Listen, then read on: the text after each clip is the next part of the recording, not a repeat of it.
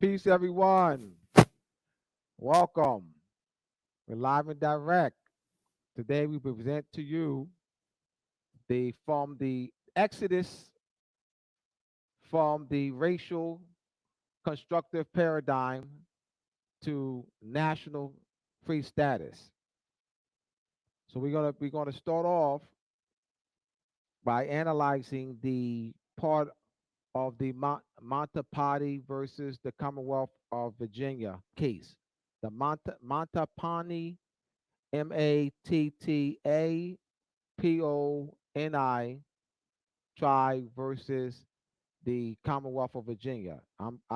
It states the Virginia court also concluded that because the tribe has not been granted federal recognition and has not shown that it otherwise has obtained protective legislation from the federal government based on an acknowledged guardian warship relationship, we discern no basis for concluding that the treaty is federal law based on such a relationship. Now, I asked Professor Abdullah to stop right there because there's something very important when someone is denaturalized.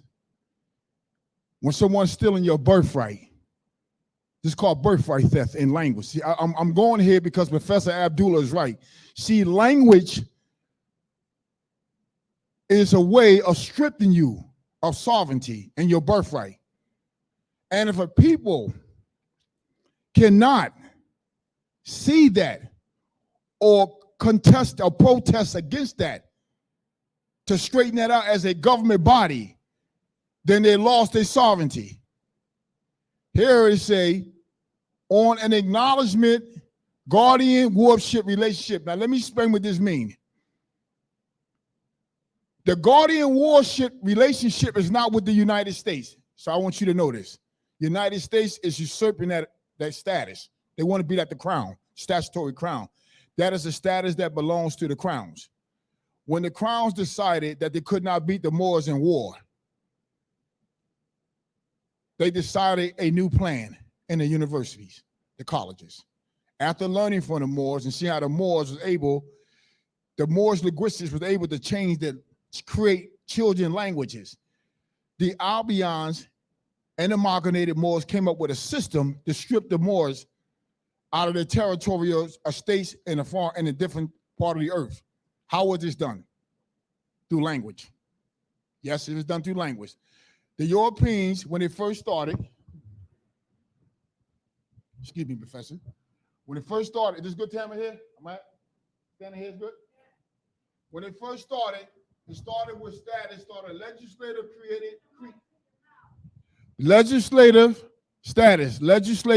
created creature, the European occupying crowns. Now this is how it started. It started with the esquires who was taught in the English colleges or language that define people through title and language. Racism. Abdullah broke that down. Professor Abdullah, he probably go over it again today. Now, A, conquest legal person. What this conquest legal person is?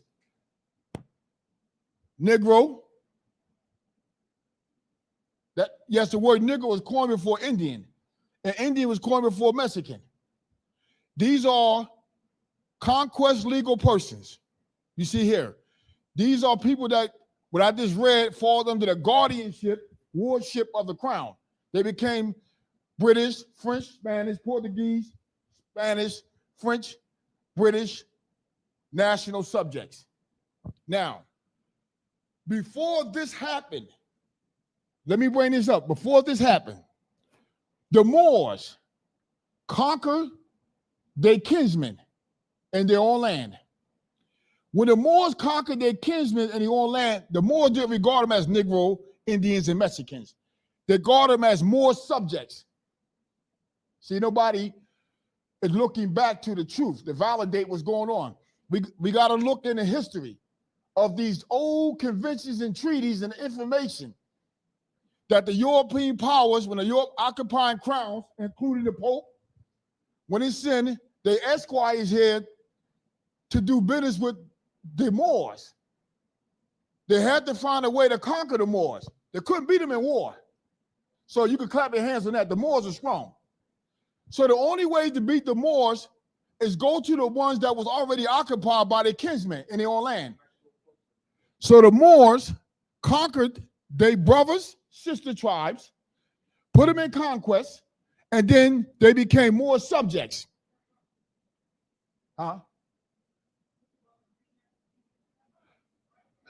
So when the Spanish found a way to defeat the Moors, they used language. They used the word Negro. That way, they didn't have to honor the Moors, the earlier generations that signed the treaty, civilizations. If people can't inherit the philosophy and knowledge, to know who they are, and be called Negroes, then they can be considered the people that signed these treaties. This is why when France went to the World Court against the United States, the word Negro, Indian, Mexican wasn't brought up. The word Moorish was brought up. Moorish, Moroccan. 1952 case, France versus the United States in the World Court, The Hague. The word Negro, Indian, and Mexican was not even said in the opinion of that case. So what we have here, we have a system set up of Hashit and feudalist system that's set up to steal the Moors' birthright, their estate. Is prevent the Moors from claiming the inherent claim.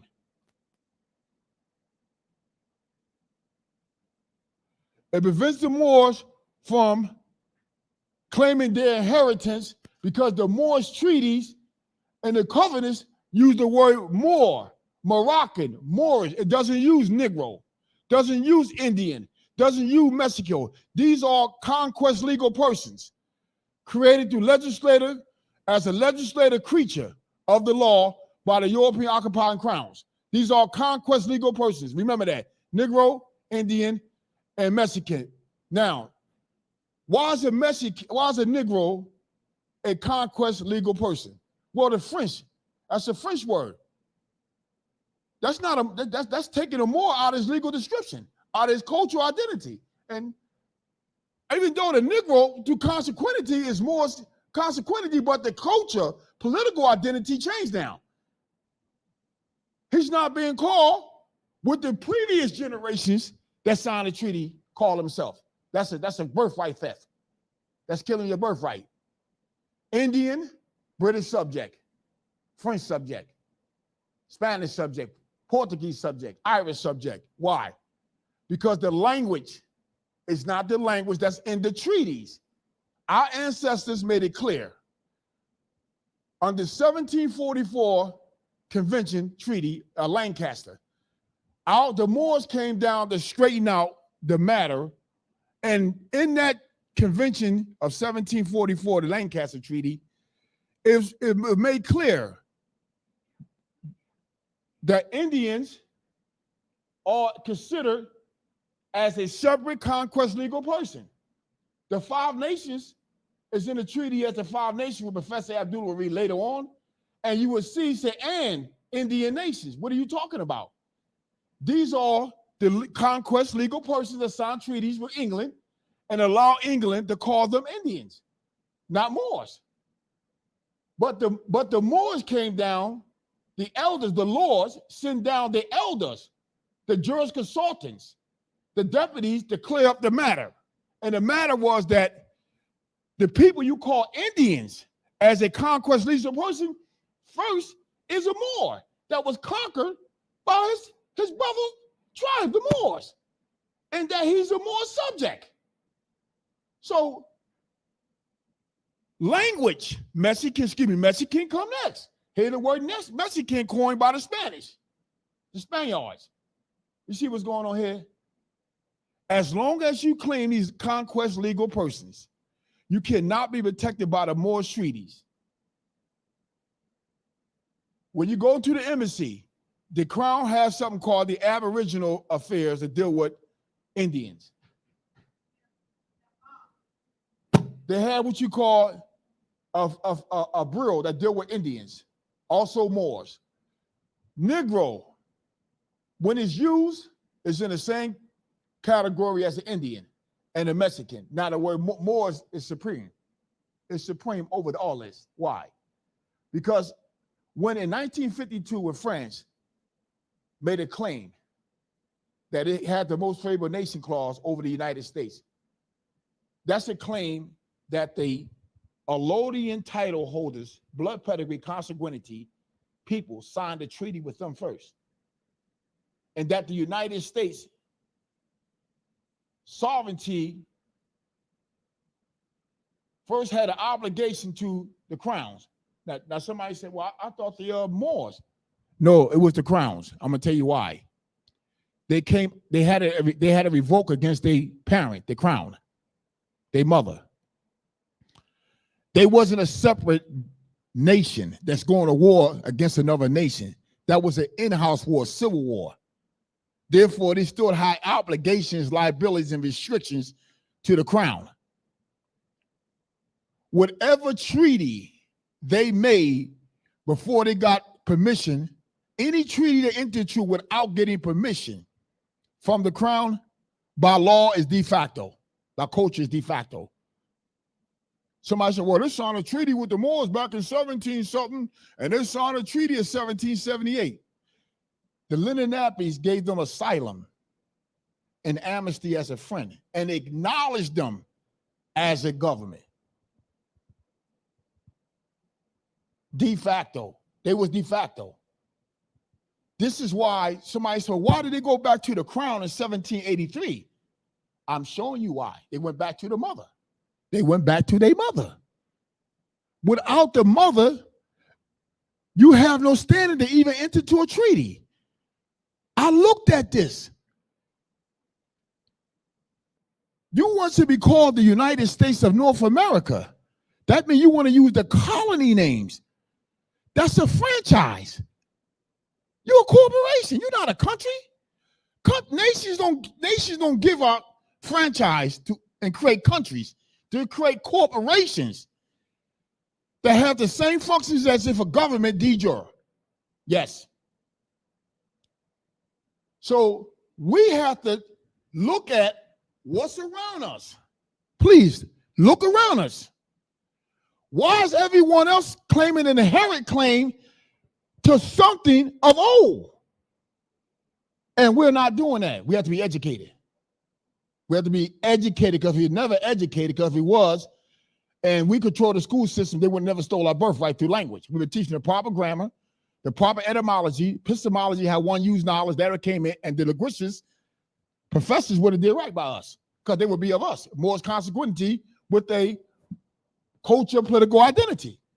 So you see, the problem is we have to come together collectively in our different providence of Morocco, Turtle Island, Atlantis, and iron out our differences among ourselves. And stop letting everyone use us as merchandise, as sureties, as products. We got to stop doing this. The only way it's going to stop when we get educated. I'm sorry, don't hurt no. If your feelings hurt, I'm sorry. We got to do this. We got to stop letting men and women come up with wrong concepts that are not getting us nowhere on an international level. I mean, we're not even acknowledging ourselves of an inherent right. Now let me go to inherit. You got status under inherent rights and claims. Come on now, let's get this. We got to do it. If we get educated, we can do this. You got biological, which is blood. You got culture, which is the law. Moors consanguinity, cultural, political identity. Ask yourself a question. When we was born into this indoctrination and psychological psycho-education, not education, psycho brainwash, this is not education. That's a separation. Please, that's a separation. We have not been educated. What do you mean, Shem, we not educated? Come on, Shem. Yes, we are. No, you're not. I can show you how. Before the turn of the century, the late 18th century, our mothers started going into the political state of origins. the mother start giving what you call through the constructed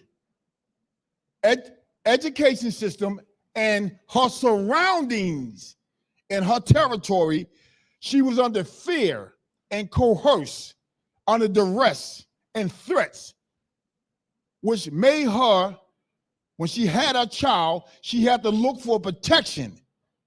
She didn't receive the protection of her country, so she had to turn to a political organization for allegiance, for protection. That's involuntary because it's not done through education. It's not your country where you decided freely, you were educated, and you know you're a Moroccan, you're Moorish, and you got a right to this your land, and you just went over and said, no, I think I'll be over here. That's voluntary. That's through knowledge, education. Indoctrination, psychological coerce, social engineer is involuntary, and it's like holding a gun to a person's head. It's a weapon. I once say the school systems is the gun. The bullet is the language. The trigger pullers is the ones that's teaching it. It's a weapon. If you don't believe, look at us now. Anyone that don't have, say, well, I can't see that concept, then look at us now.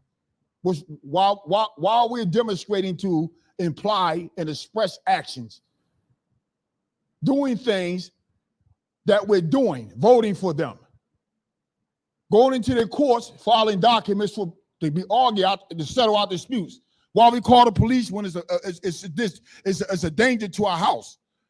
Why do we go to the DMC to get a license? Why do we do all this stuff when we got our house to be put out and call a fire engine? When something go wrong with our electricity, we got to go to the county. Why do we have to pay them for our own resources, our water? Don't sit here and say that this is voluntary. It is not. It's involuntary because you are doing this and depriving yourself of the biological, cultural, more consequently cultural, political identity. You're depriving yourself of your cultural rights you're supposed to claim. That's an inheriting right. Listen, you have to know what inherit mean. You just can't get up or go to school and say, well, I know what inherit mean. I went to college. I know what that means. But be honest, too, you do have a form to know what that means because your father, billionaire, you know how to sit in front of an attorney, a guardian of your estate. You know how to sit there like a ward minor and let him read the will. And you are making a claim on the wealth and the will based on the name. So don't tell me you got a form and not know what inheritance means because you know how to show up when that will is read. Look at that natural concept that's been going on every day in the United States or the corporate states of origin. Look at, you're claiming that inherit reward. Now claim your more consequentity and your cultural political identity. You get more out of that. Okay, Abdullah. All right, all right. As we continue, Alliance to Save the Manapani, 621 SE second at 95. This conclusion, however, is based on faulty logic. So let me read from the beginning because we were away from this. The Virginia court also concluded that because the tribe has not been granted federal recognition and has not shown that it otherwise has obtained protective legislation from the federal government based on an acknowledged guardian ward relationship, we discern no basis for concluding that the treaty is federal law based on such a relationship. Alliance to Save the Manapani. This conclusion, however, is based on faulty logic. The Manapani's lack of formal recognition by the federal government is an issue separate and apart from whether its pre-revolutionary treaty must be enforced as a matter of federal law under the Supremacy Clause. The federal recognition process does not create distinct Indian tribal communities.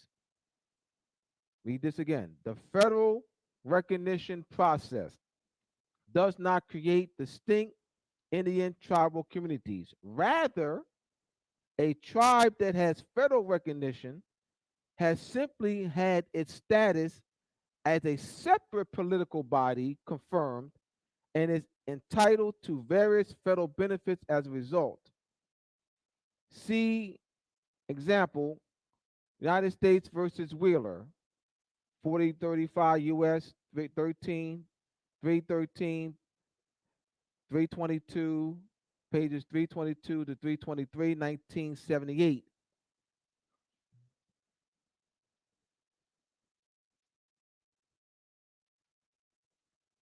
Governmental powers of Indian tribes derive from inherent tribal sovereignty.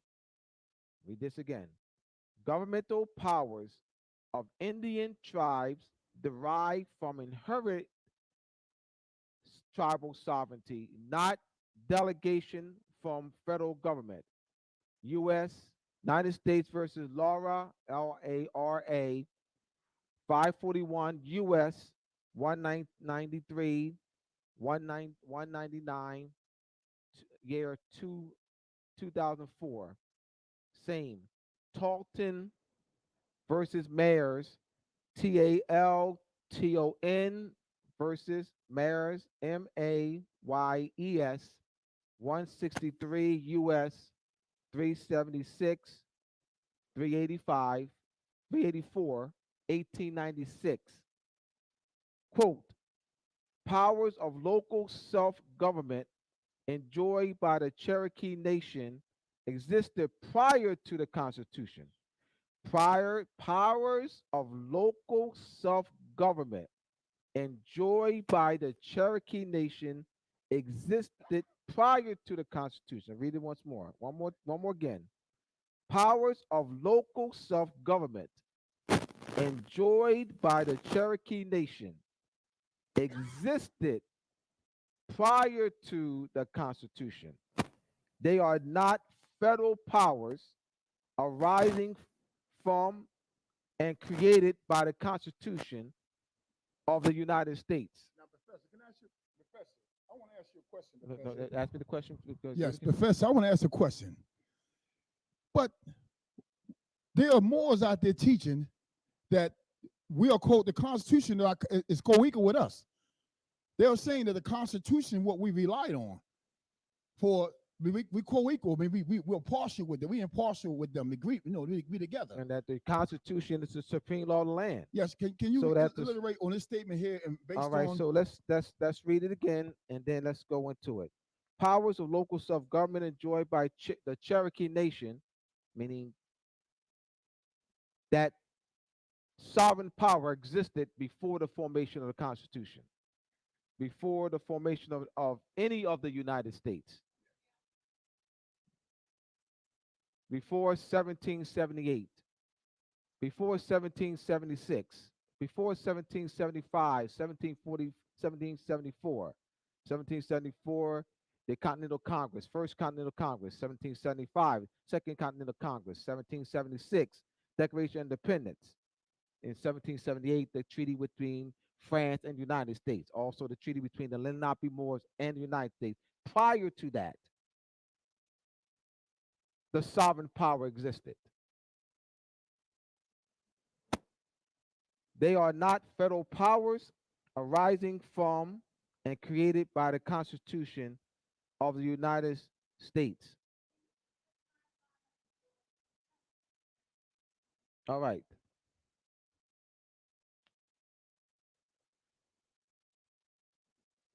$1774. I'll put the years first. 1776, 1778, right? 1781, 1787, 17 17 89, 1791. This is the first, well, I'm going to need more room. First Continental Congress. So we had the first Continental Congress, second Continental Congress,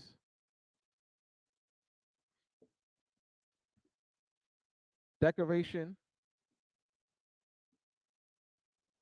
of Independence, Declaration of Independence. We have the treaty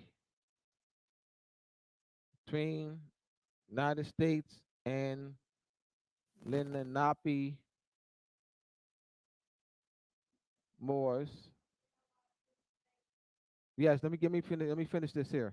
17 1781, the Articles of Confederation.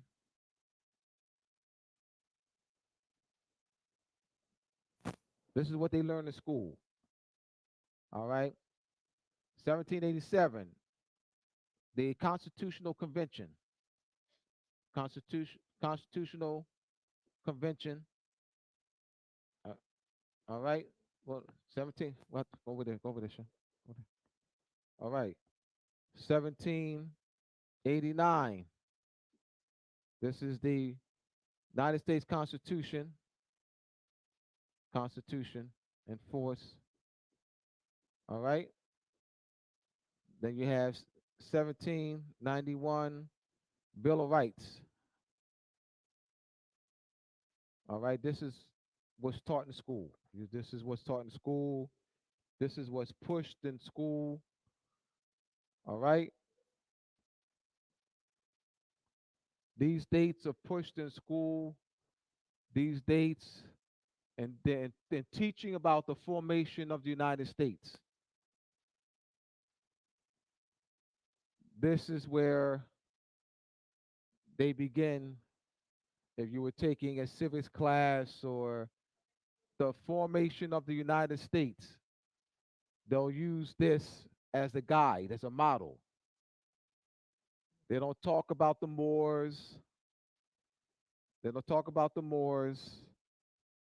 They don't talk about the 1763 Treaty of Paris or as major staying points between 1763 Paris between France and Great Britain. They talk a little bit about the 1783 Treaty of Paris between the United States and Great Britain, but that's not a point of emphasis. That's not a point of emphasis. What is a point of emphasis is the Declaration of Independence is a major point of emphasis. Every year, July 4th, which is actually the Egyptian New Year, every year, July 4th, they're actually celebrating the Egyptian New Year, but they push that, Declaration of Independence, July 4th, 1776. So this, so let's, as far as a major emphasis, this is number one. 1776 is number one. This is every year. Every year. They point to this as their foundation. 1776. Not the United States Constitution, the Declaration of Independence. They don't. There's no annual celebration on July 4th. Celebrating 1787 or 1789. Where people ding ding ding, firecrackers and everything. This is major. All right. So our minds are being molded, but they're yielding their molding hands. Our minds are being molded to look to them as the foundation. And there are Moors, those who know they're Moors, who push this. There's those who know they're Moors who push the United States Constitution as a foundation for Moors. Those who know they're Moors pushed the United States Constitution as a foundation for the protection of Moorish rights. Enforce the Constitution. Enforce the Constitution. Enforce the Constitution. There are Moors who push that as the end all, be all, the salvation of the Moors. The salvation of the Moors rests on Moors pushing with full force, full might, full energy, full everything the United States Constitution as their found, as their liberation, their salvation, as their God. That's push. I'm not exaggerating. That is push. That is a misconcept. That is a misconcept. That misconcept leads the Moors away from Moorish treaties. France. Why did France use as their salvation? Why don't Moors use as their salvation Moorish treaties, but France used as her salvation? Yes, France used as her salvation to make the claim of the most favorable nation status. France used as her salvation, put her foot in the ground on Moorish treaties in the 1952 case between France and the United States. France made the claim, petitioned the Hague, the International Court of Justice, in 1950, and made the claim that she has the right to the most favorable nation status. France used as her salvation Moorish treaties. The three types of treaties that was used to adjudicate that case. The first type of treaty was the primary type of treaties, was the bilateral treaties between Morocco and European powers between 1631 to 1891. Morocco and France, Morocco and the Netherlands, Morocco and Denmark, Morocco and Sardinia, Morocco and Belgium, Morocco and England / Great Britain, Morocco and the United States. So the second type of treaties that was used that France stuck her claim in for the most favorable nation status and Morocco was the 1880 Act to Protect Morocco and the 1906 Act of Algiers. The third type of treaties that France used to stick her claim for the most favorable nation status in Morocco was the Treaty of Fez in 1912. So why did France use Moorish treaties, but Moors don't use Moorish treaties? Hold on, something's wrong. France used Moorish treaties, but Moors don't use Moorish treaties. Moors use the United States Constitution as a claim of their salvation, but France used Moorish treaties as a claim of her salvation or claim the most stable nation claim. There's something wrong with this picture. Please, someone talk to me. Someone talk to me. There's something wrong with this picture.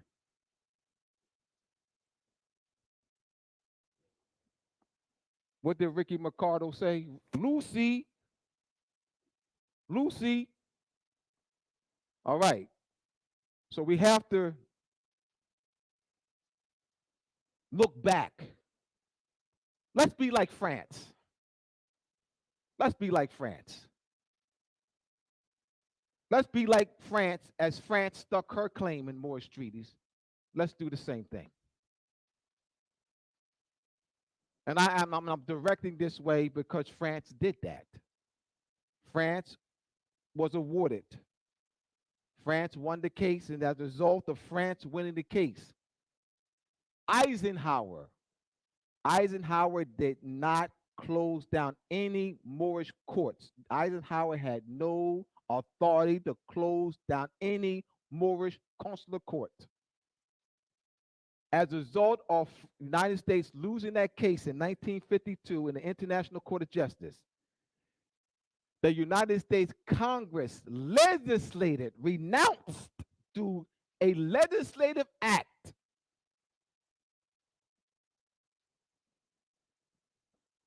the claims in Morocco. So Eisenhower enforced the legislative act. United States enforced the 1952 case that they lost through the legislative act. Eisenhower just simply, through an executive order, enforced a legislative act. Eisenhower did not close down. He had no authority, no power to close down any Moorish consular courts. We must set the record straight. All right. Any questions in the chat?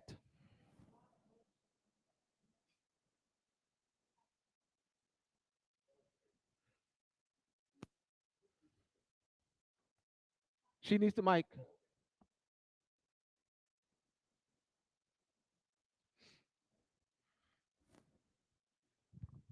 Yeah, I think it's time for clearance. I think we need to slow it down and back it up once again. Unfortunately, our people has been in a continuous loop cycle of disinformation. So I think it's important to kind of slow things down. Now, one would contest that because there's a constitution, it makes it a trust. Can you go into that? It makes it a corporate trust, which means that the foreign occupiers are bound by an oath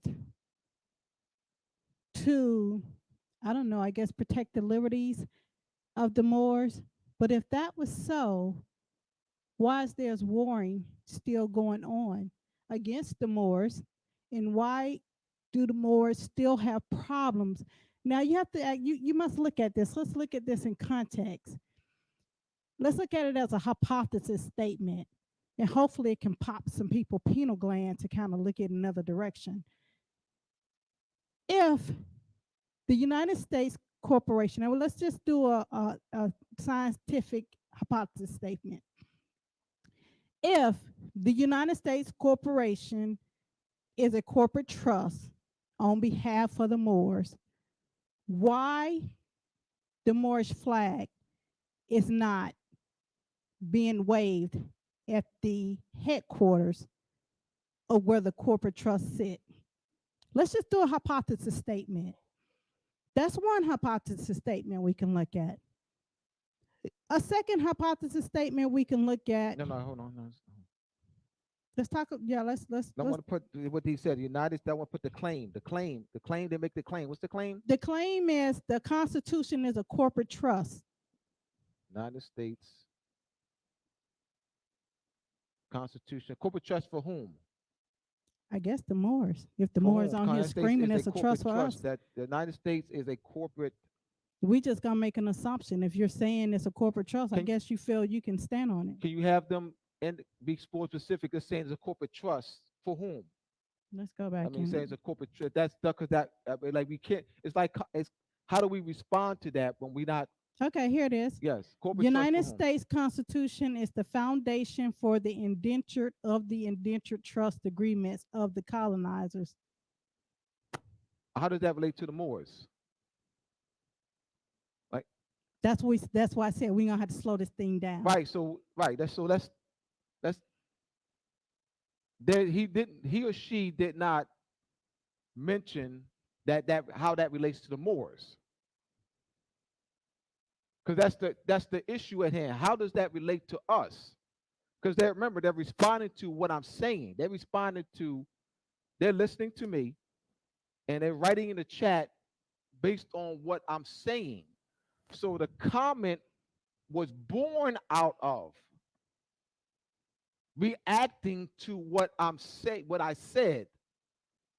But the person, the natural person, did not indicate how does the United States Constitution relate to the Moors. To say that it is a They say, corporate trust if any indenture, corporate trust does not abide by its own bylaws in the sea of commerce, that corporate trust will be sanctioned. There's too many that and Yeah. if and whom is the party to that corporate trust. that's See, that's what that was the hypothesis statements are not being analyzed in questions. who are the beneficiaries. Who are the beneficiaries? And if we are the beneficiaries, you wouldn't have to go through a nationality process. But prove it though. If we were, or if we be the beneficiaries, prove that we are. It's too much of we. Let's stay on this because this is faulty logic. What is the evidence that the one who's making the claim can lay before us that the Moors are the beneficiaries of the United States Constitution? What is the evidence? We, as I said before on Friday on DJ show, put the law books down. Put them down. Put the law books down. Set the law books to the side and study epistemology. I think they will get more out of setting the law books to the side. I'm being real. They would get more out of setting the law books to the side and study and to study epistemology, how one knows knowledge, and study the structure way of thinking. They would get more out of that because I see a lot of faulty logic. They're picking up a law book without epistemological thinking and lessons, without etymology and semantics and grammar. They walking into a law book and not having Vital and Grotius and those jurists. They studied language, philosophy, political philosophy. They didn't start with a law book. They didn't start studying, picking up law books. They studied grammar, philosophy, political philosophy, language, logic, and reasoning. But we start picking up a law book, that's where the error is. We're picking up a law book first and not picking up grammar and logic and rhetoric and epistemology. So our reasoning is off. I have to address this. This is 28 years of observation. 28 years of observation. Tamara? Okay, now let's go back to the declaration that was made, the Declaration of their Independence. And let's look at the contrast of how it's 2 years later.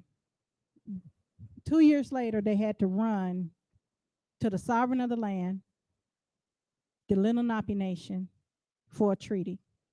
Now, if one pull that treaty up, the first paragraph, I mean, not even the first paragraph, I would say the first sentence, truly explains the treaty with the United States, well, with the Lenape Moors. It's called the Delaware Nation, but truly, I feel that that is. I've been trying to make an appointment to get the original of that because the word Delaware is a connotation and it's actually Delaware, DE that space LA space capital WARR. That is the surname of what was he, a regent? A lord. A lord. He was a lord. Yeah, Lord So it was Delaware. Delaware. That is Yes. the next. So when you see the word Delaware, that is just the changing of the what is called the Oh uh, yeah, it's a reconfiguration. it's a linguistic methodology of sound shifts. Right. So Lord Remove Delaware, DED. they're removing letters. Yes. All right, and apocryphe and syncope when you're removing initial letters and beginning in the case middle letters Does that would even be with count for the syncope. space as well? Be sync. Does that count for the space in Well, between? well, if letters are removed, remember they're moving from Delaware to Delaware, so there's a removing. There's a removing of letters. So the empty space count as a character as well? No, empty space. Just let's look at the letters, not the empty space. Okay, so the original spelling is DE space LA space WA DE space LA LA space space capital W capital W ARR. ARR. Okay, so Yeah, there's the so treaty would read, however, the treaty would say Delaware yeah, so Nation, which is incorrect connotation. So that spelling of Delaware was not all right, so derived here we back go. in 1776. Yeah, so that's a So when you find the treaty, even look at the connotation of that until we can find the original one, because I'm quite sure it'll say the Lenape treaty, with the United States, or it may say the Americas. Who knows? So could you go into a little bit more between the conflict between the 1776 Declaration of Independence that was proclaimed all right. and the 1778 protection with the sovereignty of the land? All right, so keep in mind that the 1770 you have esquires who are convening who actually are subjects of the crown. That's what when they convene at the time of their convening, what was their status? The jurors would ask this. Were they sovereigns? Were they of nobility? Were they of the privy council? Were there counts and dukes and earls and marquis, or prince or king? What were their status at the time of convening? See, the way they teach it in the school, they're teaching as if they were of a sovereign status, as if they were that of a noble of a noble or a marquis or a count. Remember, they're on foreign soil. They have at the time of their convening and signing the Declaration of Independence, they had no treaty with the sovereign of the land. They were still connected with an occupying sovereign. So they're on our land without a treaty. What gave them the authority to convene? To forget signing anything. What gave them the authority to convene on a foreign land, foreign soil, just to convene? To have any discussion. To have any discussion that we're going to form, the Declaration of Independence to govern ourselves. What gave them that authority? What would give Shem and me the authority to come to your house, and Shem and I are in your house. We open the door and come to your house, and Shem and I are discussing. Shem, we're gonna be able to use the refrigerator. All right, all right, you be able to do this. All right. So we're going to Shem and I are writing, constructing a Declaration of Independence in your house. In your house, we're constructing a Declaration of Independence on what we're going to do in your house, how we're going to govern ourselves, how we're going to interchange in your house. What gives Shem and me the authority to come to a house to discuss anything about how we're going to interchange in your house? We got to rise to be jurists. We're looking at how they're presenting it as if they have authority, as if they're sovereign, as they have some sovereign authority to convene to discuss anything. I don't care what it is. The fact that what gave them the authority to convene in your house? We got to look at this like jurists. That's number one. If you don't start there with your analysis, it doesn't matter what you say after that. Doesn't matter what you say after that, because your foundation's off. Your analysis are off from the jump. So anything you say after that they signed it, who gives a what? Talking about their authority to convene in your house. Remember, they are their great, oh no, that's 1776. So their great grandfathers and mothers were what? English subjects. Their great grandfathers and mothers, English subjects. They're not English subjects? English subjects coming together to convene about what? On foreign soil?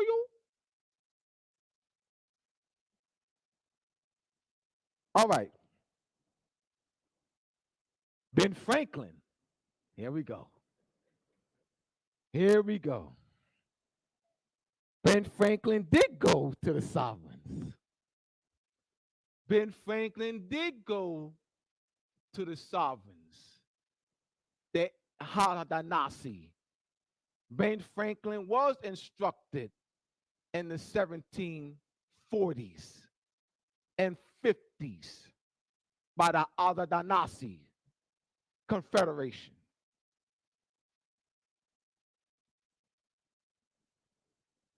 Oh, but this United States Constitution, you got the Haudenosaunee Constitution, which Ben Franklin went to the Haudenosaunee and was taught, received lessons. See, what they're doing is they are misrepresenting themselves as that they are the sovereigns and that they wrote this constitution, and this constitution of, and now this constitution is the supreme over the Haudenosaunee Constitution. This constitution is supreme over everything. It is the supreme law and power of the land. The indigenous, native, autochthonous people ain't challenging that.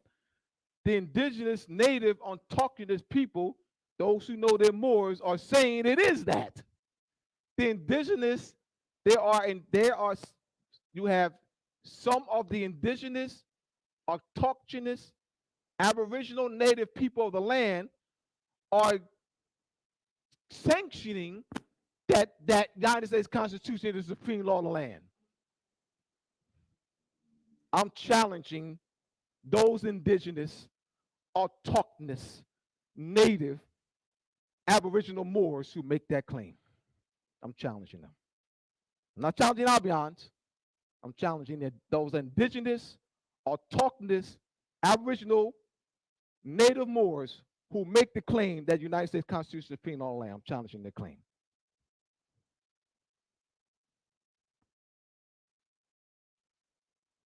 challenging their claim.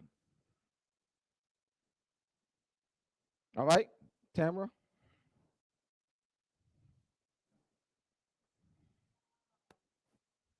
We got some really great comments going on in here. Got some really great comments. Some of the stuff, I just want to read this one because I thought that was interesting. Someone took the title to the lecture series, the conversation. Let's call them a conversation. How about that? How about we start doing that? Just call them a conversation. And but at some point, these conversations have to create some type of unity.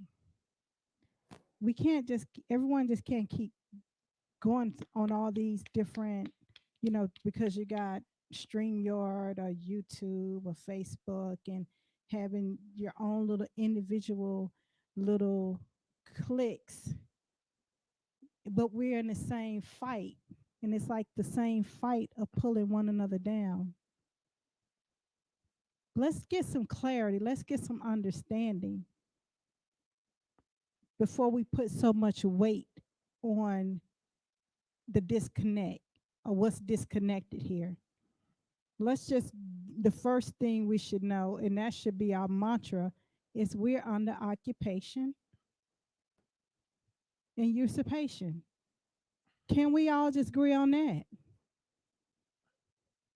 No, let's stay on that. She made a good point. She's making great points, bro. If we She can making great agree points. on that, I think we can come together and iron out all the rest of the differences one to the another.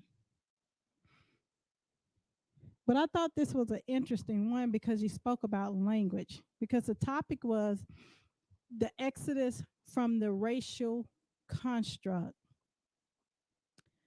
to your national inheritance status. Now, the statement reads the exodus is to remove the U.S. corporation off the shores of Morocco. Now, that's cute. That's cute. That's cute because you have to remember we have a long standing treaty with them.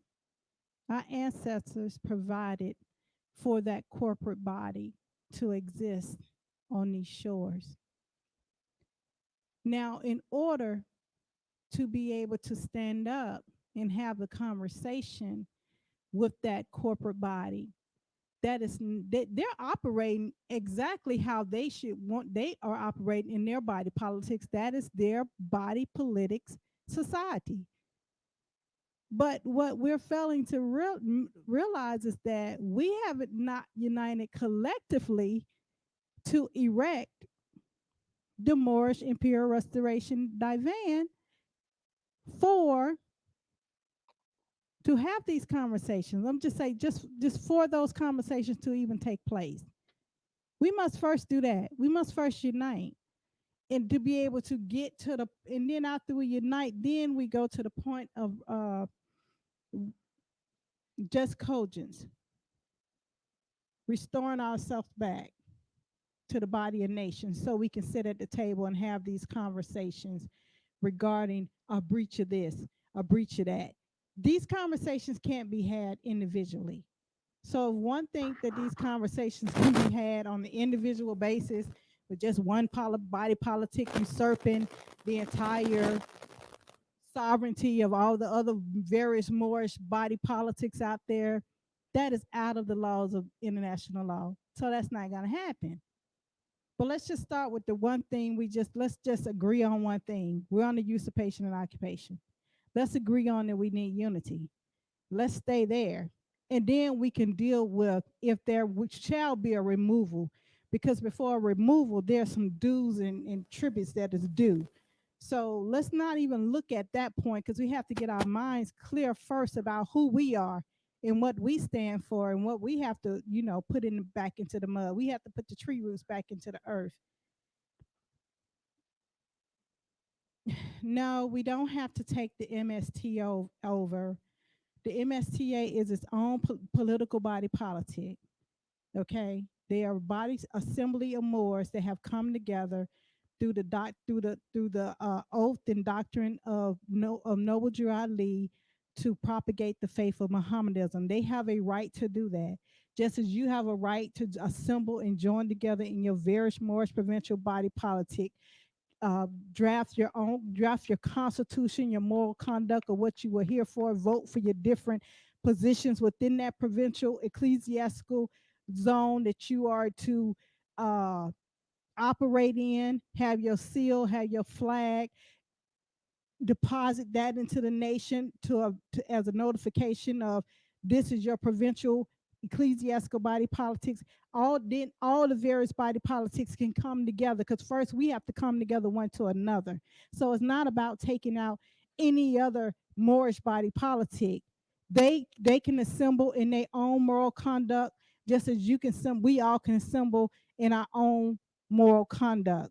That's how that can be done. So, we have to first get to the point of knowing that we're all one in the same boat that's been sinking for a long time, and just as some of us been putting our hands over the holes, that we don't take ourselves all the way out, because at this point nobody's taking us out but ourselves. No one is doing it to us but us.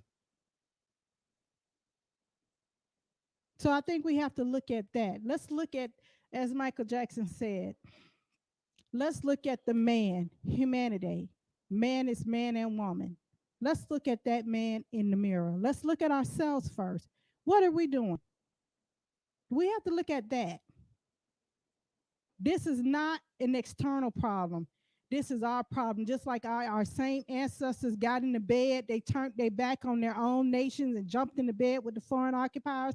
They did it then, they doing it now. We got some that's the gatekeepers of oppression, because they don't know who they are. They don't know their culture, their consanguinity. And even the ones who halfway think they know it, don't know it.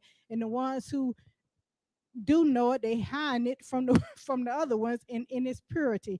There's a lot going on. We have a lot going on in house. We have a lot of cleaning up to do. So, these conversations is so we can all speak to one. This is about our only time to speak to one another. This is about our only time to speak to one another. But then it becomes oh, this person know this, or this person don't know this, or this person know that, or this person don't know that. It's starting to be just a little bit too much, and little to no progress. And then you have the foreign, we sitting here worrying about what the foreign occupier is doing, and oh, you got to get an exemption and you got to get that. But if we were in our right and exact place, we would have people. Let's look at that. We would if that constitution is for our protection, where are the Moors in the government positions? Why aren't they sitting at the tables and saying, hey, this is the religious benefit, these are the religious morals of the Moors, and this is how we must now look at how the Moorish societies will operate based off this, whatever's going on. I'm not gonna say the word because we don't want the thing to get clipped. We know how they listening. Oh yeah. You got to remember, we have to come back to be signatories of the Berne Convention, so we can have our own wavelengths to be able to communicate without. So we have to look at that. So I'm gonna turn it back over to Brother Abdullah, Sure. and I do a pop Brother Shem. And so that was one of the things that we need to address with that is no, we're not letting dead weight distract. We're making things clear. In order to, when you see things that pop up in the queue, because these are just conversations. Like if I was in your house, Shem, or you're in my house and we having a conversation and you say something out of context, and I say something out of context, we should be able to have this fluid dialogue to be able to sharpen each other's sword mentally, right? And that's what we're doing today. We're not calling anyone out. We're not saying that someone don't know, they know less than Professor Abdullah or less than Shem or things of that nature. It's a conversation. And when we see something on here that needs some clarification or understanding, we'll speak to it. And if that person put more clarification in their statement and it jives and makes sense, we all sharpen each other up and we keep it moving. So I'm gonna turn it back over to the brothers, and hopefully we can continue to have this conversation and sharpening of the minds.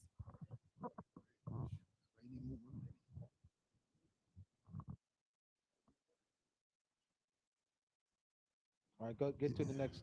Go to the Yes. next document. This is one reason why you need woman energy, a woman. Next document. That's already highlighted. That's the Iroquois. You said Benjamin Franklin. All right, the Iroquois Confederacy and Indian nations recognizing contributions to the United States. Whereas the original framers of the Constitution, including most notably George Washington and Benjamin Franklin, are known to have greatly admired the concepts of the Six Nations of the Iroquois Confederacy.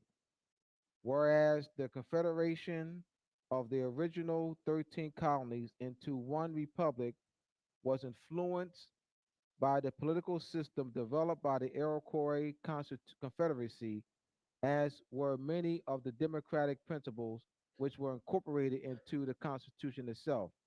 And whereas since the formation of the United States, the Congress has recognized the sovereign status of the Indian tribes and has, through the exercise of powers reserved to the federal government in the Commerce Clause of the United States, Article 1, Section 2, Clause 3, dealt with Indian tribes on a government to government basis and has, through the Treaty Clause,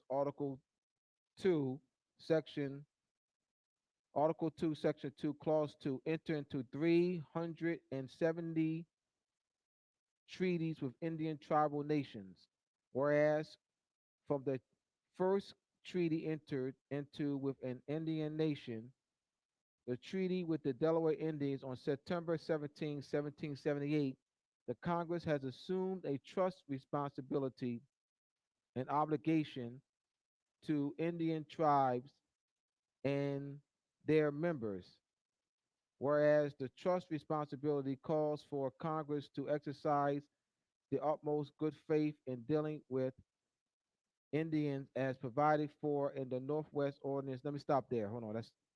Let's stop there because I see some.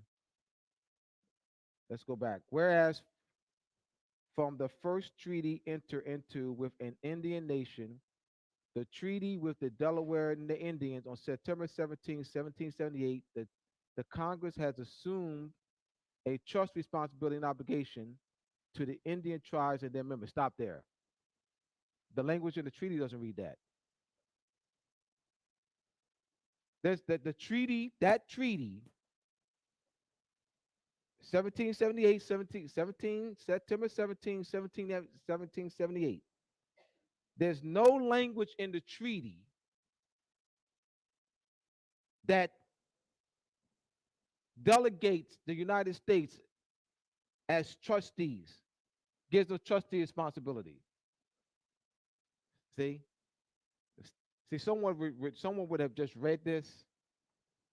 Yeah, see? No, go to the treaty. Don't go to this. This is constructive. I have to stop here. See, they're constructing. See, what have they with this language? They walked them right out of the treaty.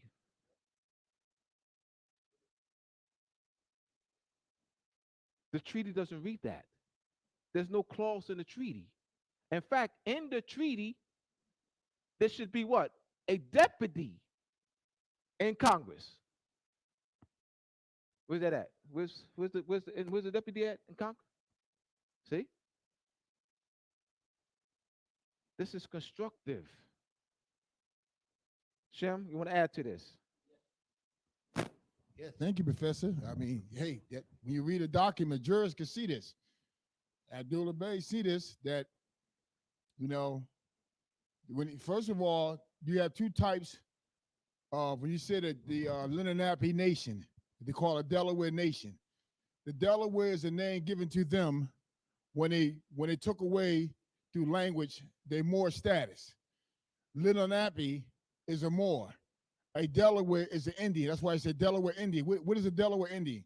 Anyone that's been labeled, a Moor that's been labeled as a British or English subject of European crowns.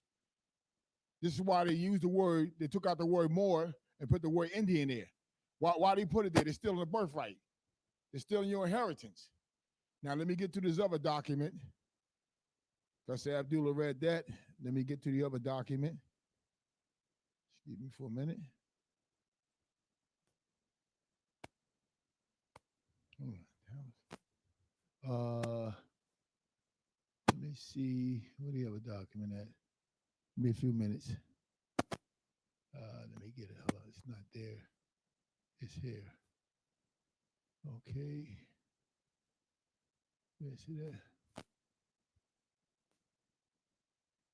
All right, here we go. Where's it at? I just had it. Hold on for a minute. I just had it. Let me find it.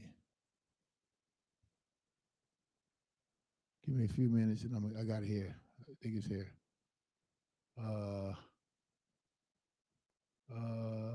Where is it? Is it here?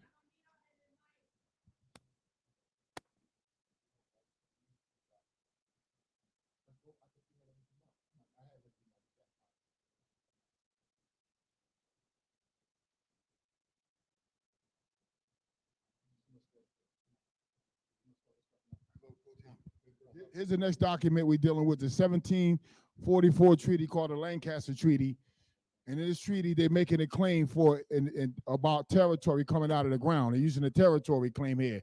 This is the Five Nation Moors, and this is the British, the English Crown sending forth our representatives dealing with territory dispute of land. Go, Professor. All right. Brother, the governor of Maryland, when you mentioned the affair of the land yesterday, you went back to old times and told us you had been in possession of the province of Maryland above 100 years. But what is 100 years in comparison of length of time since our claim began? Since we came out of this ground, for we must tell you that long before 100 years, our ancestors came out of this very ground, claiming to be aboriginal, indigenous, autochthonous, autochthonous, autochthonous means, all right, autochthonous will go with this, from the earth, autochthonous, from the earth.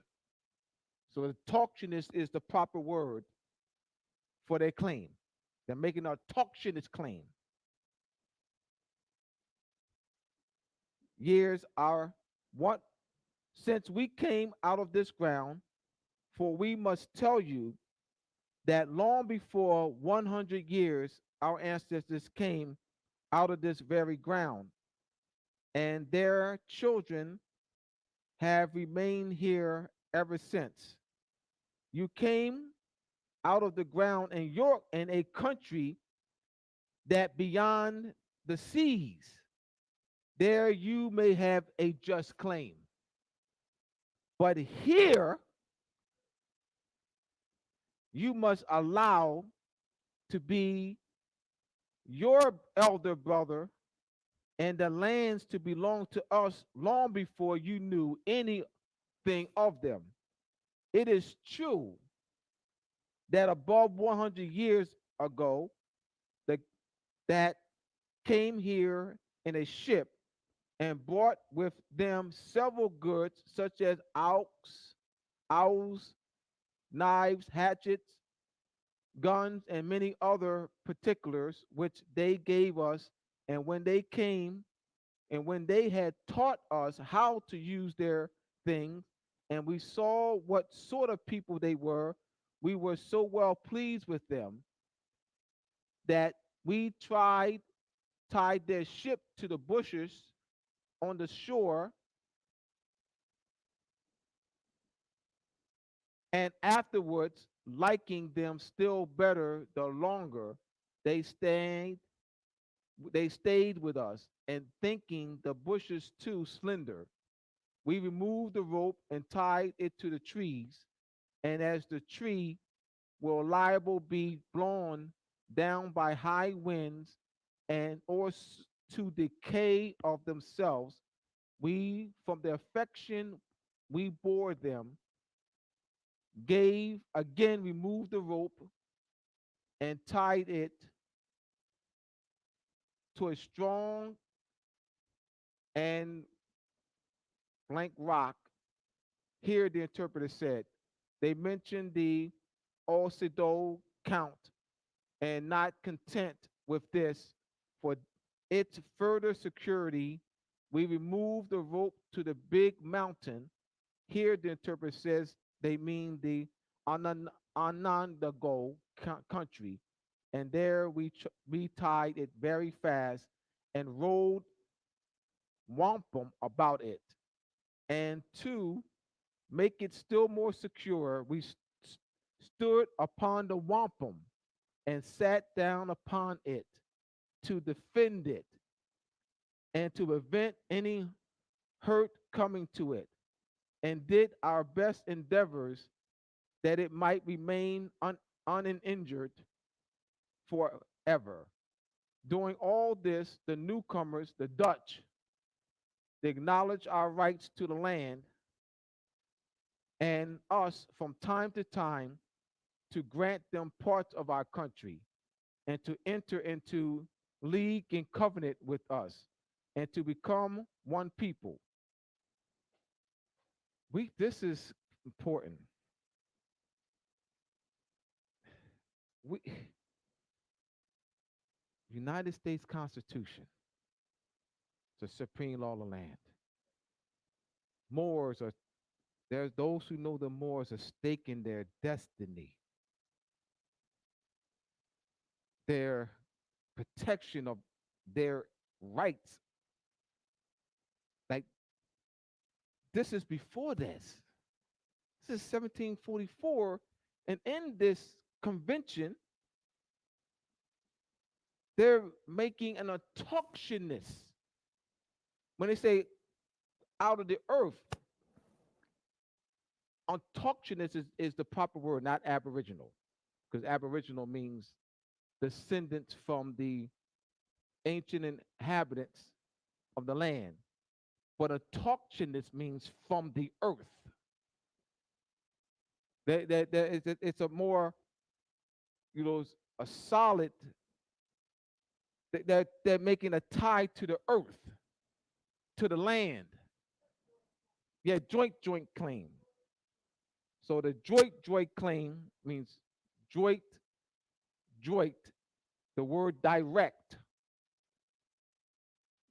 Joint is French. Direct is Latin.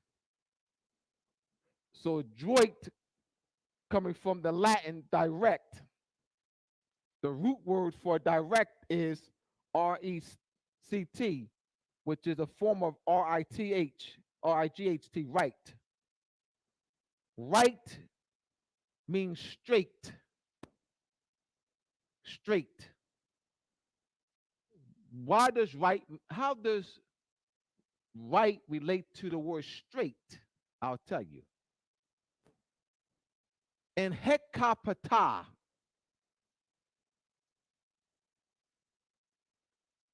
you're dealing with surveying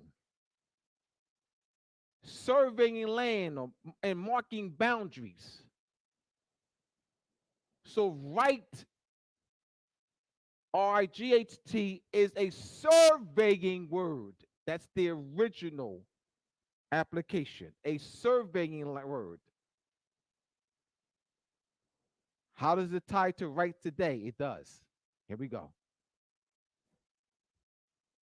Women, the matrilineal principles, where wealth, titles, possessions, inherited claims, passing down inheritance and titles and kinship.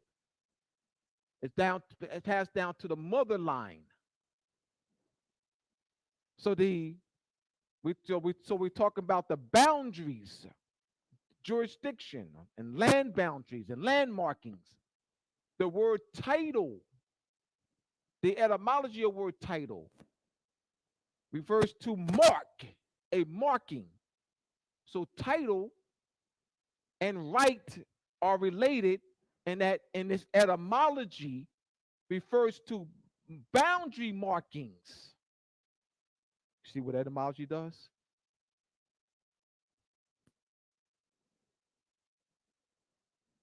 See what etymology does?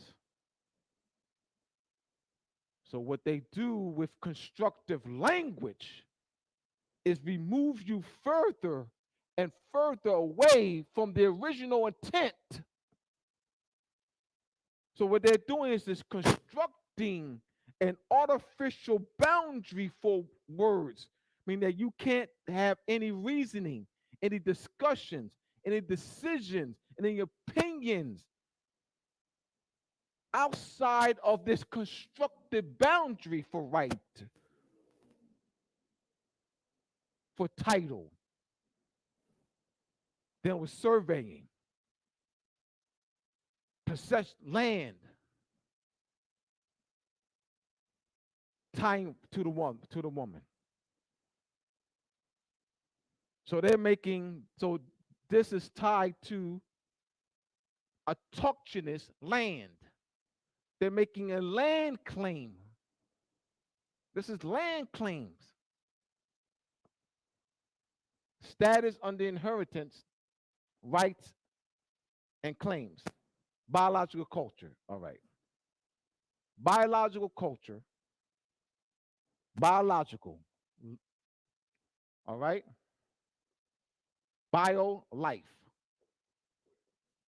Bio life, the study of life. But if you're talking, now we're talking biological culture, you're talking the matrilineal principle. So biological culture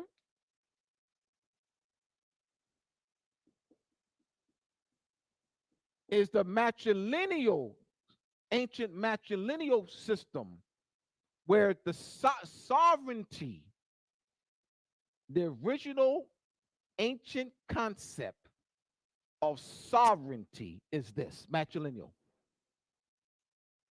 Inheritance. This matrilineal system had been in place for thousands of years and was what applied in play in what in function worldwide. This system of passing down inheritance, dowries, wealth, titles, and properties is preserved in the supreme law of the land. It's preserved in the supreme law of the land, the Nazi Constitution. This matrilineal, ancient, thousand-year-old system is preserved in the supreme law of the land, the Nazi Constitution, Article 44, the Article 47. That's the supreme law of the land.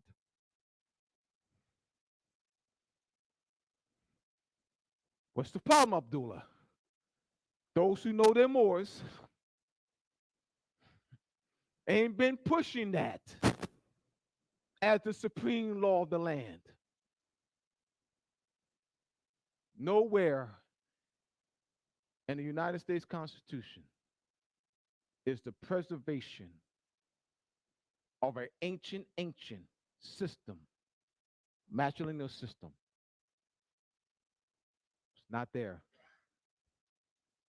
The basis of sovereignty, original intent of sovereignty is this matrilineal principle. It's the sovereignty is based in the woman. In 1644 to 1648, 100 European powers met at Utrecht. For 4 years, they ironed it out. you talk about wars and they ironing out the differences. At Orich, that is the Peace of Westphalia. The Peace of Westphalia, 1648, lays modern, not ancient, lays the modern concept of statehood and sovereignty. The ancient principle of sovereignty is based in the woman. The matrilineal prince system that had been in place for thousands of years worldwide.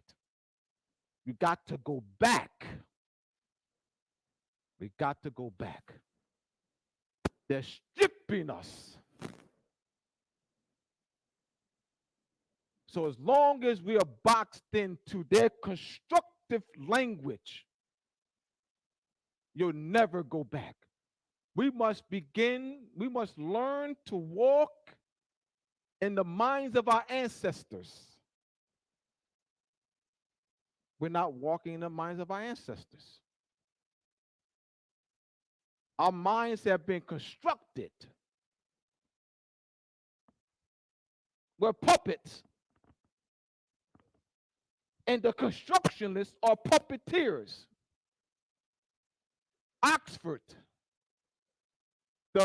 the Philological Society of London, and S.H. Murray are puppeteers. Webster, Samuel Johnson, puppeteers, constructing and orchestrating how you think. Shem. Man, boy, they're getting today. Boy, you can't come to finding this. Thank you. Thank you, Professor. Man. Woo. So I'm going to say this. Professor Abdullah summed it, and I'm going to point to this direction here. Conquest, legal person. That's it. Language. You've been conquered through language. Face it. The truth is out. There's a more professor teaching the truth, the proper principles and the right concepts. The only thing about it is we have to listen. We, like Tamara said, we have to lay down our certain moral differences that we have that's been created through the indoctrination, through the psychological, vicious, coerced doctrination that led us to have this condition in mind. Tamara Wright, we have to lay that aside and just look back at what our ancestors have written on the record, testimonies, hieroglyphics, ruins, and then turn around and look at now how we ought to be conducting ourselves now based on that. That's our inheritance. So, man, I'm blown away what Professor Abdullah said and what Tamara said earlier. I mean, listen here. The bottom line is, this is a lot of love. Nobody here, like Tamara said, nobody here to embarrass anybody. Nobody here to pull one person. She made it clear about sovereignty, about government sovereignty. She made it clear about the right that the people have to government sovereignty. She made that clear on both sides. She made it clear nobody trying to throw nobody down and nobody trying to take or rob anybody from anything. All we trying to do is get our people to love each other and come together and do what these people are doing around us, is looking back and setting up like our ancestors did, and we're not doing it. Really appreciate this. This is good. The documents, we read out of the documents. The Lancaster Treaty with Abdullah was reading, 1744, that was a convention. Later on in that convention treaty, you notice it's laid out like adjudicated cases, a convention. We will see how, when they speak about Indian nation, That's not talking about the Iroquois 5 nations. They're the Moors. That's why in that convention it say the 5 nations and the Indian nation. See, when you put an and there, that's a separation. So they're dealing with status now of nations. One are conquest nations, and the other one are freeholds. They own, they own the land. A talk, what you call it, Abdullah? Claim. A Autochthonous claim of the ground. They claim it consanguinity of the ground. That's a different claim. That's what we have to do. That ties you to a political, cultural identity. Once again, like Tamara say, we're not here to steal anything from anyone or to embarrass anyone. We're only here to clear up the misconceptions and principles that was said, statements that was made about the Moors being subjects of the crown and about the Moors needing a constitution to protect themselves. There's nothing written biblically old, looking back, that could submit that claim. There's no proof of that. I'm a firm believer. I go to the language of the document and read it. When it doesn't even say American. It doesn't say nothing about American in the Constitution. So where they get off saying the Americans? See, we have to read, see, when something is being drafted, the characteristics, the identity of the party is placed in the instrument. You hear me? Read the Constitution. Read, was up to the, even in the Articles of Confederacy, even in the Delaware Treaty, they're not even called Americans. So we asking yourself, even in all these different writings, Declaration of Independence, doesn't even say American. Why are you adding a word or a status to people that they didn't even call themselves when they wrote their own Constitution? But you're here to say, Joe Biden said on TV, well, we here in America. Now, America, the Constitution doesn't say the American Constitution. It says United States Constitution of America. The United States is of the political jurisdiction of the crowns. They're not the Americas. They hold a franchise title doing business in Morocco, which America, the political jurisdiction, like Europe, is the political jurisdiction on the other side of the world, where America is the political jurisdiction over here. And the Pope is that majesty, Catholic majesty is the emperor in the Americas, the Pope. So let's love everybody. Let's love one another. Let's just come together and stop making like it's hard. Let's gather together. I said earlier on a Facebook Live, if I was trained in a church and taught in a church to be obedient to a seer, and if I do that when I die, I receive an inheritance in a foreign, visible, invisible dominion. I get a body and I get an inheritance. Now, hold up now. Yes. Now, hold on for a minute. If I could be taught that, now let me look at culture. Isn't it true that people have a right to their nature inheritance and culture? What about that right? Now here goes somebody say, well, we all one. Okay, if that's true then, if we was all one, when he wrote the Constitution, why didn't he say we all one? When he wrote the Constitution, why didn't he say Moors are supreme to us? It wasn't without the Moors, we wouldn't be here. Why did he write in the Constitution that we signed a treaty, Lenin Abbey, we give them great things to Lenin Abbey Moors, and that they are separated and that they are over us, and that our sovereignty came from Lenin Abbey Moors? Why is that not in the Constitution? We all one. See that all this stuff got to stop. Every time you catch them lying and they're doing fraud, here come your statement. Oh, we all one. Why fight with each other? Well, somebody come in the house to rape your children and your wife. You ask them, why fight with one? You better defend your wife and children. That's your culture, right? Don't make that statement, say we all one. if we was all one, then why didn't they put in that Constitution, or why didn't they write in their documents that you was here before them and that they got to derive their authority from you? Why that's not written in there? Why it's not written in that they're Americans or any Moors written in there? Not even the Indians are part of that society. Then why, when it's not written in there, why you let them say it and you go for that? Why you become a part of that? Then you say, well, we ain't got no weapons to fight them. Yes, you do. You got weapons to fight them. You got your conscience, your divinity. You got your right mind. When you get back in your right mind, when you can talk right and listen, you can free yourself. You can free your people when they like that. Well, Abdullah, you want to talk about the class? You want to talk to you? Okay. Once again, we see all this going on around us. And you know why we accept it? It's not because it's voluntary. It's a condition put on us. In that condition, it puts a condition of fear. When the nations came together and signed the Refugee Convention Treaty, that statement of well-rounded fear is in there.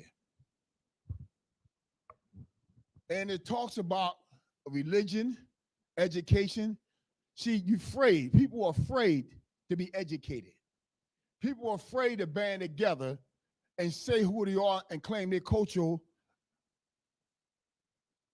and their land as a people. Where do that fright come from? First thing is they indoctrinate you so bad and social engineer that you're afraid that your sister, your mother, or your brother, or your aunt, or your uncle gonna turn against you. When the people is in that kind of mind frame, they can never rise up again unless they be educated and know why they've been put in that kind of condition. Now, somebody say, well, I don't agree with that. I can prove a false story called Roots. Roots was made up to root you in the earlier generations that came before us of the old age, to root out of them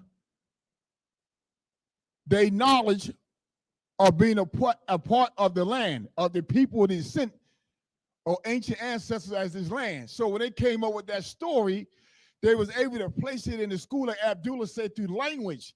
So they made what you call a puppet, what we call a status legislative creature, created creature, to conquest legal person. So they created this.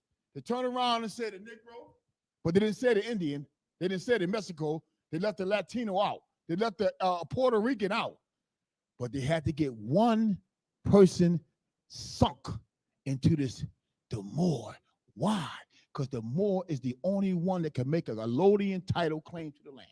You got to indoctrinate that Moor. We want about the Indian, the Mexican, the Latino, the Puerto Rican. We ain't worrying about them because all the nations down in South America called the Latino nations. Latino, that's conquest. That's a conquest legal person. But when you hear the word Moor, like Professor Abdullah said, it is used as a foundation where France stepped his feet and say, this is my foundation, I ain't gonna move. France made a foundation on Moor. Why did France use the Moor as a foundation to stick his feet and look and say, I got ground to stand on? Because that's the ones that had the right to the allodian titles of the land. And here we is, and we gotta admit it, it's too fair. It's involuntary because it comes to a indoctrination school system. And it comes to what you see every day, that not only do the foreigners leech out you, but your own people. They get paid. They made their life getting paid fortunes, being involved in these Ivy League arenas that's making plenty of money, where they ruled out the matrilineal principle of honoring a woman and then honoring a structured household. So they take that and throw that in a garbage can among us and look at a movie star, a sports basketball player, a football player, a hockey player, a soccer player, a volleyball player, a director to write fiction and promote fiction, a college professor that teaches linguistics apartheid, constructive language, Honor them. We taught to honor them, but not honor our more consanguinity, cultural, political identity, and the matriarch principle, which we come from the biological culture. See, we're not taught to honor that. Because you know why? Because you can make an inherent claim. See, there's an inherent claim that's given to you. It's a culture right. It's a divine right. They don't want you to have that. So they said, we got one other place to go at, into the spiritual divine institution, nations, and take them out of nationhood and bring them over here into conquest legal person. Somebody said, how are they doing that? I'm gonna ask you a question. Show me one church, a priest, a pastor, a bishop, or elder make a claim and say, I want the whole world to know that we stand as a nation under divinity, and we stand under culture as a Moor, and that we have the right that was given to us by our seer to have government, principalities, and administrations. Why are none of them teaching that?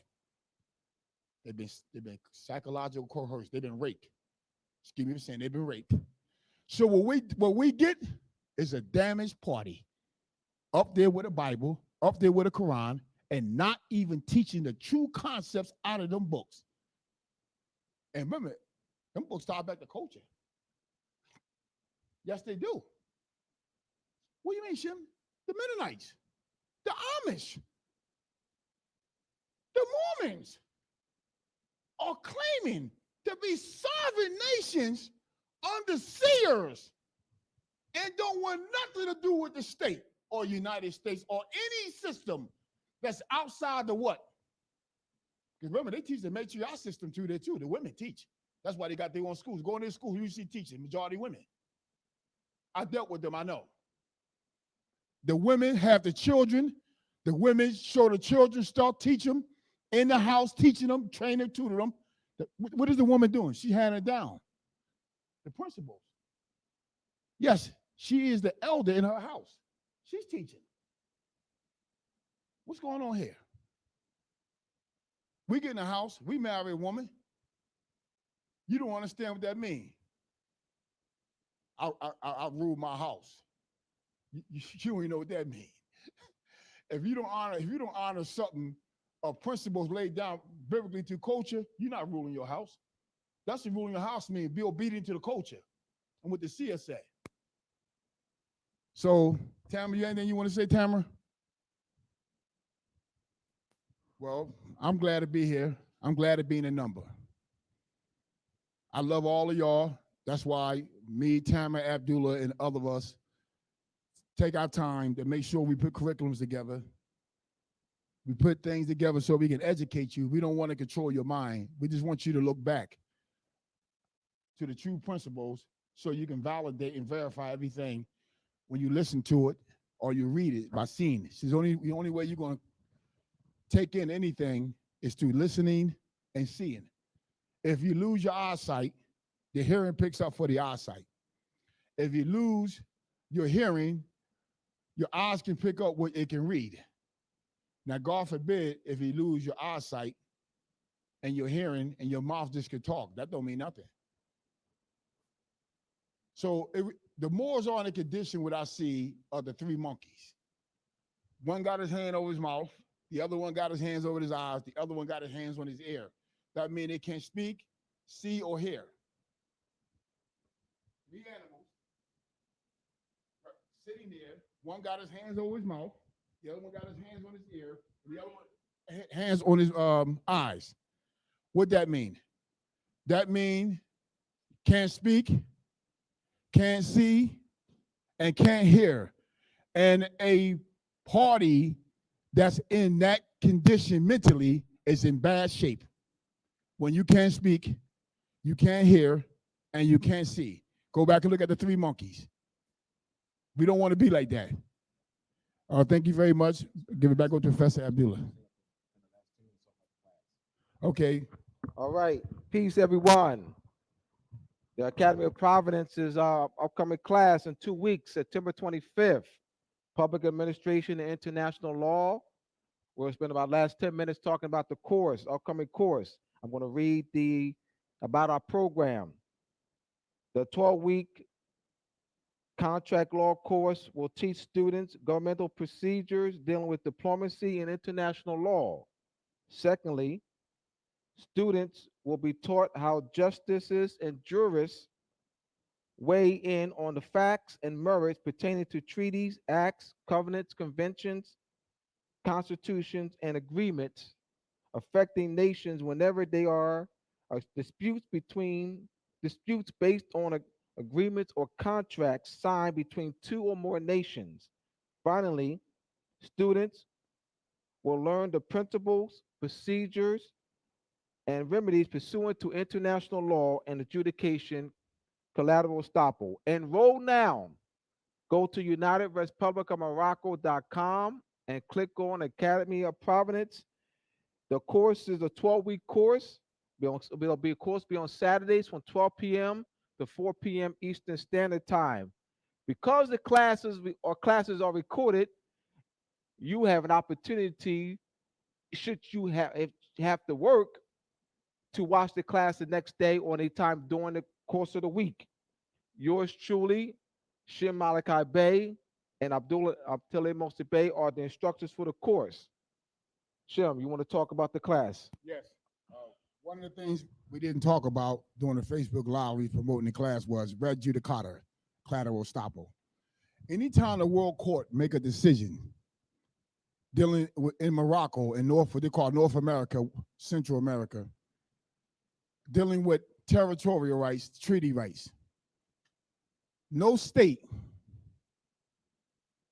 or the United States has a right or the authority or the power to bring that case back up and relitigate it all over again in their courtroom. You hear me? They are collateral estoppel, res judicata.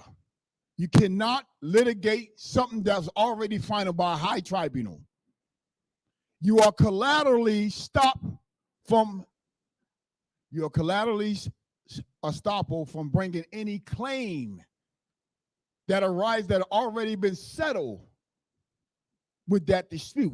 Now, we had a dispute about land in Morocco. The Ghent Treaty dealt with land, territory guaranteed to the Moors and Indians.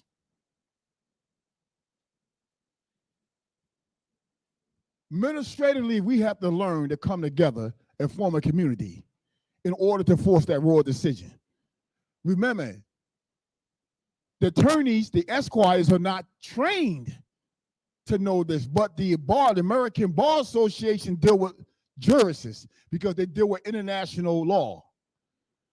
A jurist know this, that when a principal most favored nation sue a subsidiary or a grantee that was granted a letter of patent, the crown brings his claim into the world court because the letter of patents now has a corporation, an industry that's doing business in the land patent territory, in the patent territory, jurisdictional patent territory. Once that case is decided, no state, bar association, attorney general, community of people, actives, organizations, international foundations can ever bring that matter back up as a collateral attack.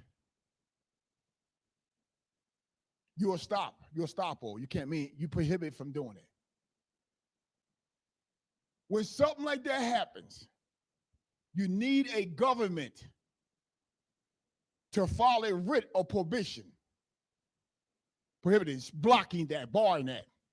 See, when you don't have a government, you can't do that. I'm going to run to the United States. United States doesn't have jurisdiction to hear that. Because the United States was litigating in a world court, tribunal, and they lost. So the United States don't have jurisdiction. The courts don't have, but this is what happens.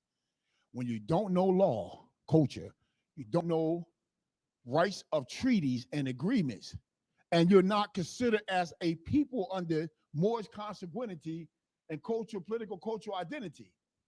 And as a Moorish government, they can go into the courts and they got power to speak, because to them you are under a guardian and warship, Abdul already, guardian warship. Come on now. A war going through the guardian saying, hey, I got problems. That's how they know they got you. When you claim to be a Moor and you walk in that courtroom and talk about they don't pay you no mind, man, they don't care about what you do. They're supposed to. They ain't got authority. They don't have authority. The Moorish nations did not delegate them authority to rule and decide over Moorish affairs and land and disputes. The Moors say the Moorish council had that right. Or the indigenous Moors say the deputies have that right. So what are you doing there? Well, Indians, that's connotative too, because the Indian is a British national. The 1926 World Decision, when the Great Britain took the United States to the World Court on the Gantt Treaty that's dealing with land rights, United States lost and New York lost. What came out in that case was called the freeholders through letters of patent. So the status of an Indian came out. He's a British national, a British subject. Therefore, an Indian national. An Indian should not be even though United States Constitution say, but that's against the treaty, against the world decision. When they went to the world decision, that nullified that article in the Constitution now. It does not give the United States the right, even if they sign up under the Bureau of Indian Affairs, when they got a legal matter, they got to go to the British Council. That's the world case say. When a state try to bring up, or United States try to say, no, they're part of Indian Bureau, you can say, well, you lost in a world court on the status of the Indian. It didn't say you have jurisdiction over the Indians. On the Gantt Treaty, you would have won. You lost. So we have to use these world court decisions to stop them as rat judicata, collateral estoppel.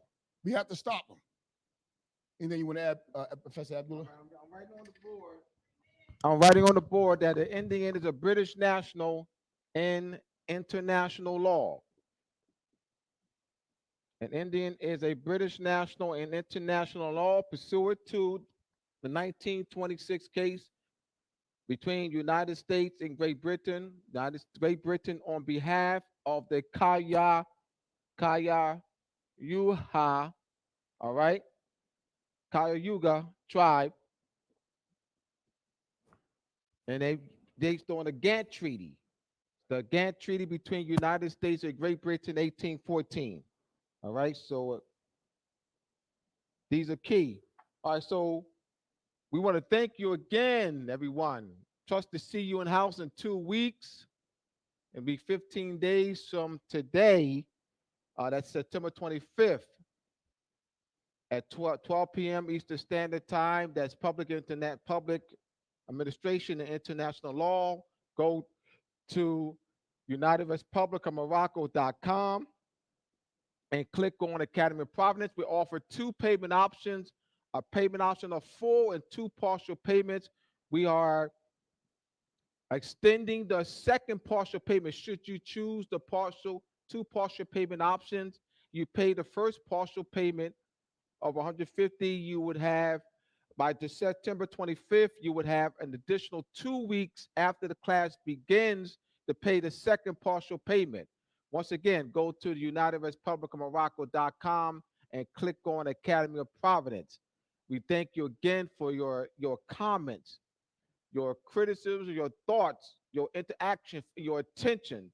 Thank you for viewing. We trust that we have illuminated you and that we have stimulated great discussion, great mind illumination, all right, and enlightenment. All right, we see you again. We'll see you, we see you on September 25th here in the house or on the house via Zoom communication. All right, as I said before, the classes are recorded. Should you not be able to take the class live, you can take it at your convenience during the course of the week. Thank you again. Assalamu alaikum. Veda Makum. Islam. Peace, everyone.